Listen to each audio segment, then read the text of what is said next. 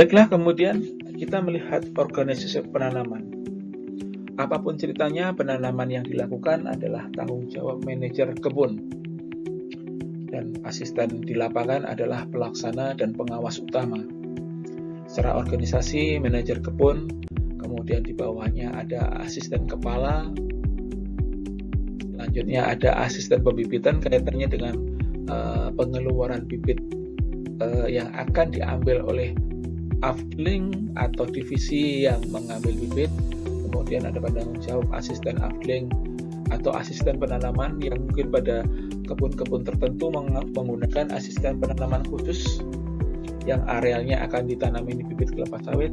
Kemudian ada mandor penanaman, ada kerani pembibitan untuk mencatat setiap hasil dari penanaman, dan kemudian adalah pelaksana. Yang perlu dihindari dalam penanaman, diusahakan tidak pakai kontraktor. Terlepas daripada itu, apakah pakai kontraktor atau tenaga sendiri, manajemenlah yang memutuskan. Kemudian bibit yang telah didistribusikan di dekat titik tanam paling lambat tanam kurang lebih 24 jam setelah dikeluarkan dari pembibitan dan diangkut. Kemudian jangan sampai asisten dan mandor tanam tidak memahami dengan baik jalanan dan tempat titik parit yang ada di areal penanaman.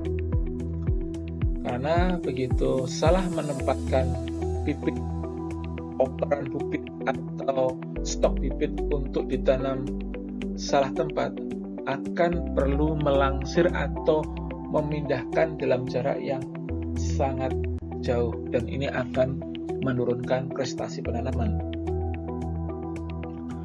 Kemudian ada kesalahan prediksi awal musim hujan, dan bila prediksinya ini salah, pengaruhnya akan tanaman akan tertekan pada awal-awal penanaman.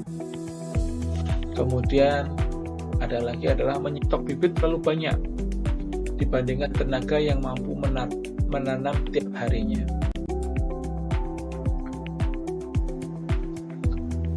Selanjutnya, flowchart atau diagram alir penanaman kelapa sawit secara sederhana.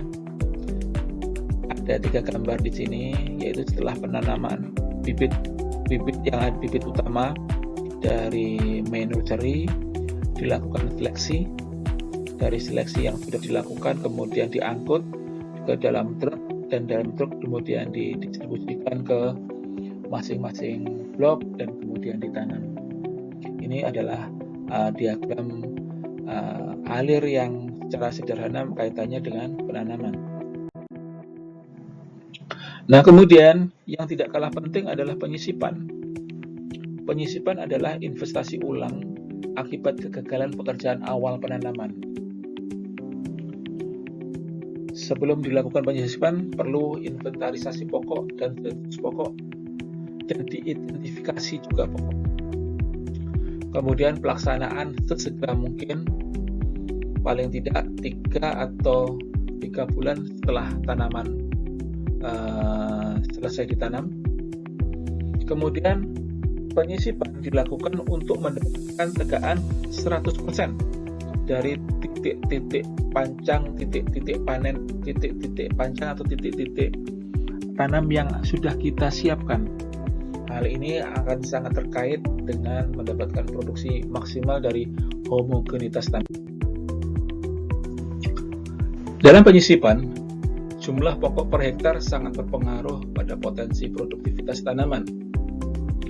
Maka oleh karena itu harus diusahakan pokok per hektar mendekati atau sama dengan original point. Jika ada pokok yang mati bersebelahan, harus segera disisip walaupun sudah dewasa. Jumlah sisipan menyesuaikan, dan penggunaan cadangan bibit seumur atau advanced planting material bisa digunakan. Selanjutnya, prosedur penyisipan. Sawit abnormal harus disisip. Kita mengetahui sawit abnormal ini berdasarkan sensus yang ada.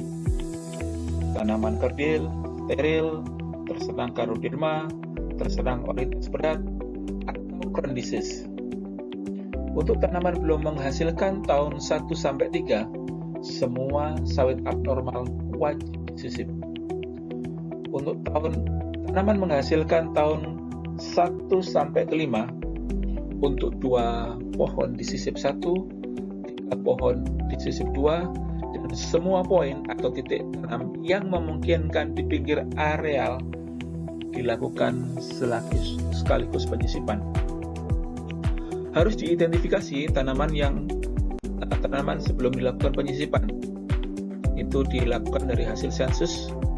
Bibit sisipan harus dipersiapkan dengan baik, dan hasil penyisipan harus dicatat, dan pemupukan harus mengacu pada